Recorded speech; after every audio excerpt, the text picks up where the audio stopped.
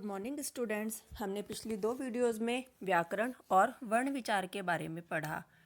आज हम पढ़ेंगे वसंत पुस्तक में रचित शिवमंगल सिंह सुमन की कविता हम पंछी उन्मुक्त गगन के। बच्चों, पहले मैं आपको कवि का परिचय देना चाहती हूँ। डॉक्टर शिवमंगल सिंह सुमन का जन्म उत्तर प्रदेश के उन्नाव जिले के एक छोटे से गांव में हुआ था। इन्होंने अनेक उपाधियाँ प्राप्त की। आधुनिक काव्य धारा के महत्वपूर्ण कवियों में सुमन जी का स्थान बहुत प्रमुख है। इनकी अनेक काव्य संग्रह प्रकाशित हुए हैं। उन्हीं की एक रचना हम पंछी उन्मुक्त गगन के हम आज पढ़ने जा रहे हैं। चलिए आगे बढ़ते हैं। हम पंछी उन्मुक्त गगन के पिंजरबद्ध न गा पाएंगे, कनक तीलियों से टकराकर पुलकित पंख टूट जाएंगे। पंछी पक्षी, उन्मुक्त खुला, गगन आसमान, पुलकित प्रसन्नता से भरे, कनक मतलब सोना। तो इन पंक्तियों में कवि ने पक्षियों के माध्यम से स्वतंत्रता की बात की है और वे बताना चाह रहे हैं कि गुलामी की अपेक्षा तो मर जाना ही अच्छा है। इन पंक्तियों में कवि कह रहे हैं कि पक्षी के माध्यम से कि हमारा बसेरा खुला आसमान है, हम उसमें उड़ते हुए ही खुशी के गीत गा सकते हैं। यदि हमें पिंजरे में बंद कर दिया जाए, पिंजरबद्ध यानी पिंजरे में बंद कर दिया जाए, तो हम चहचहाना भूल जाएंगे। स्वतंत्रता पाने की इच्छा में प्रसन्नता से भरकर हमारे कोमल पंख सोने की सलाखों से आज़ादी के लिए टकरा टकरा कर टूट जाएंगे। चलिए आगे बढ़ते हैं। हम बहता जल पीने वाले मर जाएंगे भूखे प्यासे, कहीं भली है कटुक निम्बोरी कनक कटोरी की मैदा से। अब इन पंक्तियों में कवि उन्हें किसी पिंजरे में बंद करने की बात की जा रही है कि अगर उन्हें पिंजरे में बंद कर दिया जाए तो वे स्वतंत्रता को भूल जाएंगे, चहचहाना भूल जाएंगे। इन पंक्तियों में पक्षियों के माध्यम से ये बात की जा रही है कि हमें बहता हुआ जल पीना ही पसंद है। पिंजरे में बंद होकर तो हम भूखे और प्यासे ही मर जाएंगे। पिंजरे में रहकर सोने की कटोरी में मिलने वाले दाने से अच्छा हमें कड़वी नीम का फल लगता है। यानी कि संघर्ष करके हमें कड़वाहट रूपी नीम का फल भी खाना पड़े तो भी वह हमें मीठा महसूस होता है। चलिए आगे बढ़ते हैं। स्वर्ण श्रृंखला के बंधन में अपनी गति उड़ान सब भूले, बस सपनों में देख रहे हैं तरु की फुनगी पर के झूले। स्वर्ण मतलब सोना, श्रृंखला जंजीरें या सलाखें, तरु पेड़ और फुनगी होती है बच्चों वृक्ष का, पेड़ का सबसे ऊपर वाला हिस्सा।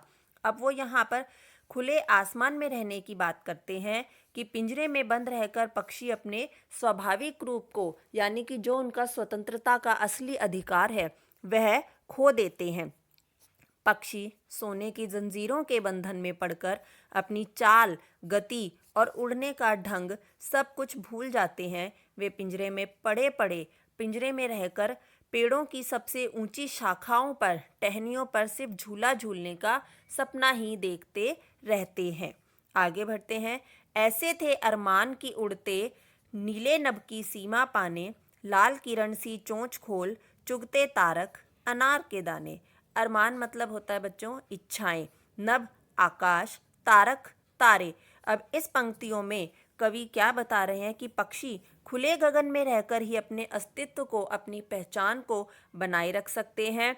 पिंजरे में बंद होकर तो वे अपना अस्तित्व ही खो देते हैं।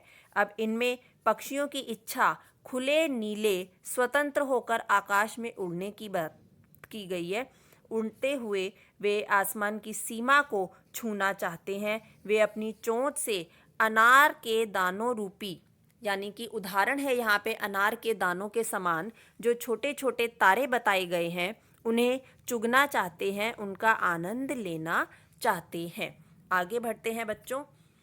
होती सीमाहीन क्षितिज से इन पंखों की होड़ा होड़ी, या तो क्षितिज मिलन बन जाता या तंती सांसों की डोरी। सीमाहीन का मतलब होता है बच्चों जिसकी कोई निश्चित सीमा ना हो, असीमित। क्षितिज मतलब होता है आकाश और होड़ा होड़ी का मतलब होता है एक दूसरे से आगे बढ़ने का प्रयत्न या जिद। अब इन पंक्तियों के माध्यम से बता रहे हैं कवि कि जो पक्षी हैं वे अपना अस्तित्व, अपनी पहचान खुले आकाश में उड़कर ही बना सकते हैं। पिंजरे में बंद होकर तो वे अपना स्वाभाविक रूप ही खो देंगे।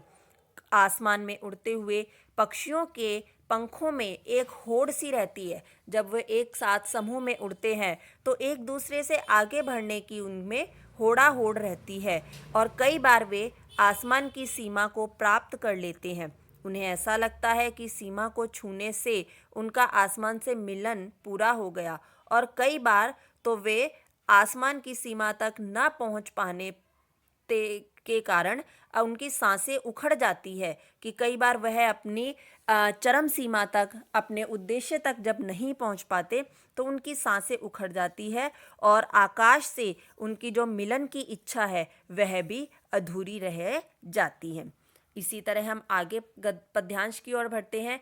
नीड न दो चाहे टहनी का, आश्रय छिन्न भिन्न कर डालो, लेकिन पंख दिए हैं तो आकुल उड़ान में विघ्न न डालो।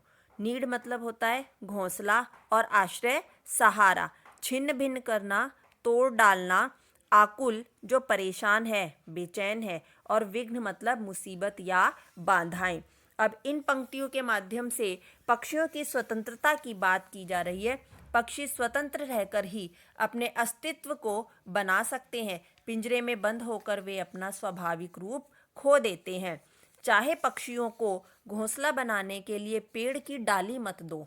नीड मतलब घोंसला बनाने के लिए चाहे उन्हें कुछ भी सहारा ना दो। यदि चाहो तो उनके रहने का स्थान भी तोड़ दो, लेकिन भगवान ने उनको उड़ने के लिए जो पंख दिए हैं, इसलिए उनकी परेशानी से भरी उड़ान में किसी तरह की कोई भी मुसीबत, विघ्न या बाधा खड़े मत करो। यानी कि जो उनका असली अधिकार है उड़ने का, वह उन्हें अवश्य ही मिलना चाहिए। तो बच्चों, हमने इस कविता में किसके बारे में पढ़ा? पक्षियों की स्वतंत्रता के बारे में, कि यदि पक्षी आसमान में उड़ते हुए ही प्रसन्नता से चहचहाते हैं और यदि उन्हें पिंजरे में बंद कर दिया जाए तो दाना पानी के लिए कटोरी रख दी जाए तो ये सब चीज़ों के कारण वे अपना स्वाभाविक रूप खो देते हैं।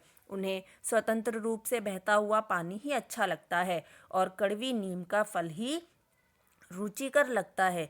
पिंजरे में रहकर उनके लिए खुला आसमान, बहता हुआ जल, पेड़ की हिलती डुलती डालियाँ, सब कुछ एक सिर्फ सपना मात्र ही रह जाते हैं। उन्हें किसी से कुछ भी नहीं चाहिए।